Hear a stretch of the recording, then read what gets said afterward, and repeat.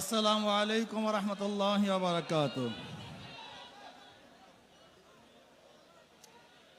নাহমাদু ওয়া নুসাল্লি আলা রাসূলিহিল কারীম, আম্মা বাদ। ফাআউযু বিল্লাহি মিনাশ শাইতানির রাজীম। বিসমিল্লাহির রহমানির রহিম।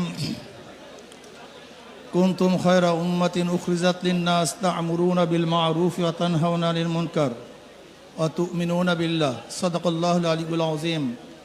সবাই পড়ে সাল্লাল্লাহু আলাইহি ওয়াসাল্লাম।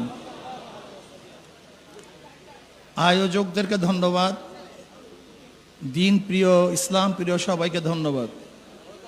শুকরিয়া জ্ঞাপন করছি যে অন্যার মোকাবেলার জন্য আমরা সোচ্চার এখনো আছি।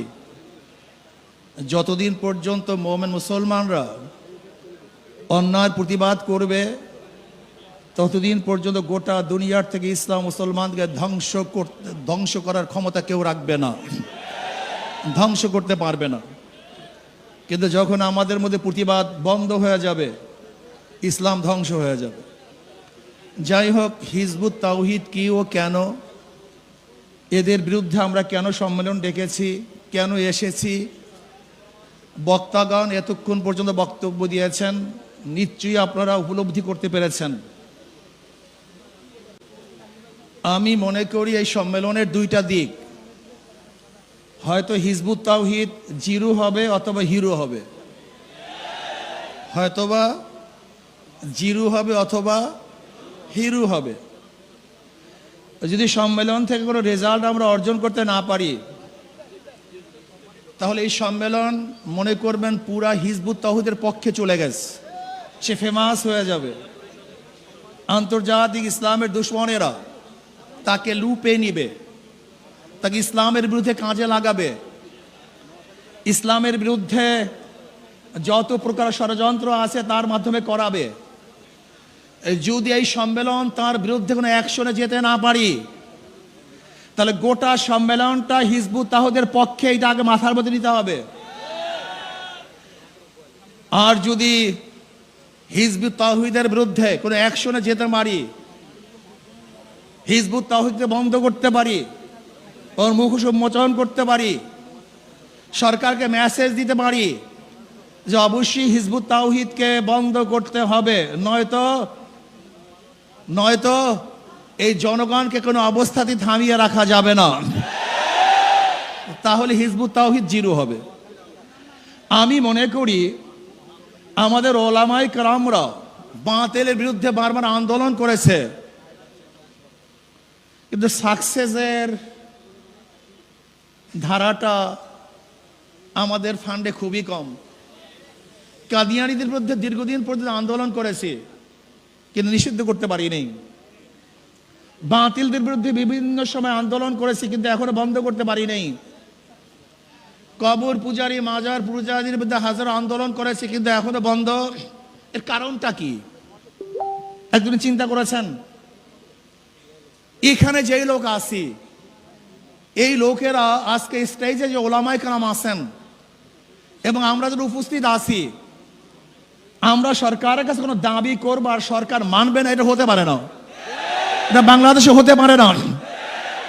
তার মানে আমরা দাবি উপস্থাপন করতে পারি না, দাবি আদায় করতে পারি না। এর জন্য সরকার আমাদের কথাকে গ্রহণ করেন না, গুরুত্ব দেন না।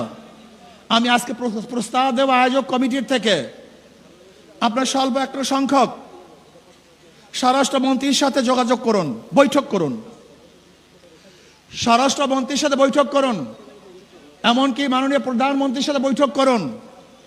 হিজবুত তাওহীদকে আমরা কেন বন্ধ করতে চাই এটা তাদেরকে বলেন, বুঝান।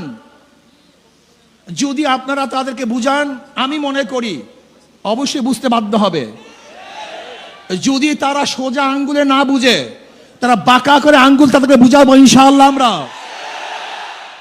আগে বুঝান তাদেরকে, তারা বুঝতে বাধ্য হবে যে তাদের বিরুদ্ধে আমাদের কোনো শত্রুতা নাই।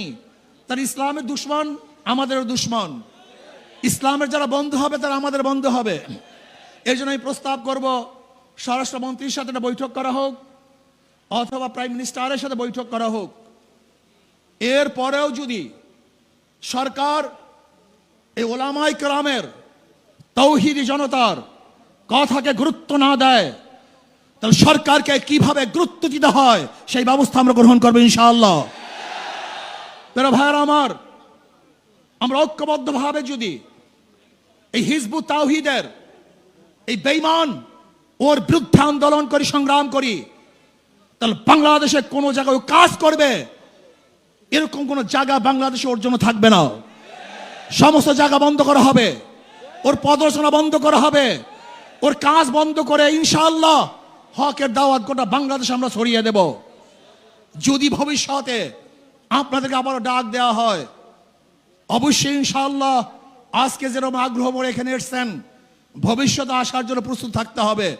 শুধু হিজবুত তাওহীদ না, বাংলাদেশে যত ভণ্ড আছে, সাহাবা বিদ্বেষী আছে, নবী বিদ্বেষী আছে, ইসলাম বিদ্বেষী আছে, ওলামায়ে দেওবন্দের যারা পছন্দ করে না, ওলামায়ে দেওবন্দের বিরুদ্ধে যারা কটূক্তিমূলক কথা বলে, যারা আল্লাহ রসুলের বিরুদ্ধে কথা বলে, ইসলামকে ধ্বংস করার চক্রান্ত করে, বাংলাদেশের সমস্ত মানুষ ঐক্যবদ্ধভাবে তাদের বিরুদ্ধে লড়াই করবে, আন্দোলন করবে ইনশাআল্লাহ।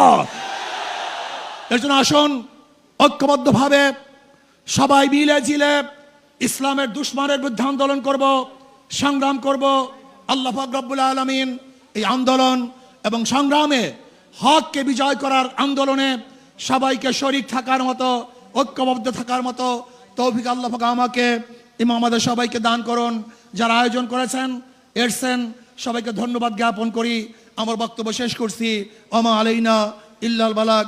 আসসালামু আলাইকুম ওয়া রাহমাতুল্লাহি ওয়া বারাকাতুহু। সবাইকে ধন্যবাদ।